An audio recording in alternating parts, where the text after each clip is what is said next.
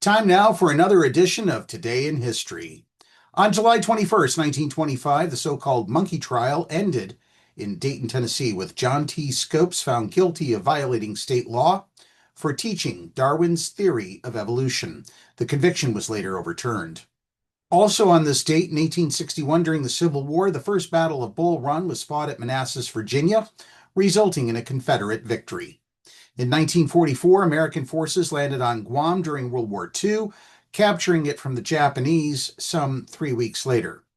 I'm going to take a personal time out here. My great uncle, Robert Jack Dorr, was part of the team that landed at Guam. He was a corporal and a company clerk.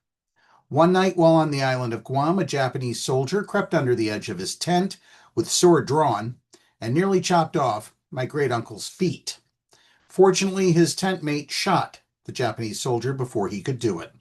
This is only one of many stories not recorded and not mentioned in any history books. Jack was born July 20th, 1914, in Stamford, Connecticut. In 1954, the Geneva Conference concluded with accords dividing Vietnam into northern and southern entities.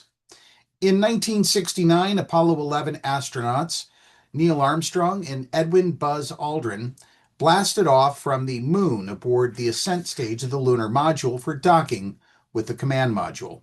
In 1970, construction of the Aswan High Dam in Egypt was completed.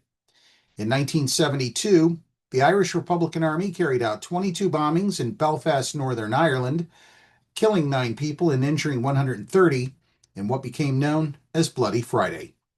In 2002, Ernie Els won the British Open in the first sudden death finish in the 142-year history of the tournament. In 2008, former Bosnian Serb leader Radovan Karadzic, one of the world's top war crimes fugitives, was arrested in a Belgrade suburb by Serbian security forces. He was sentenced by a UN court in 2019 to life imprisonment after being convicted of genocide, crimes against humanity, and war crimes. In 2011, the 30-year-old space shuttle program ended as Atlantis landed at Cape Canaveral, Florida, after the 135th shuttle flight. In 2012, Erden Iric became the first person to complete a solo human-powered circumnavigation of the globe. And in 2023, the Barbenheimer buzz reached its peak as the films Barbie and Oppenheimer opened in theaters. The critical and public acclaim for both films led to the 4th largest weekend box office of all time. That's Today in History. Now back to more music here on Pep Radio.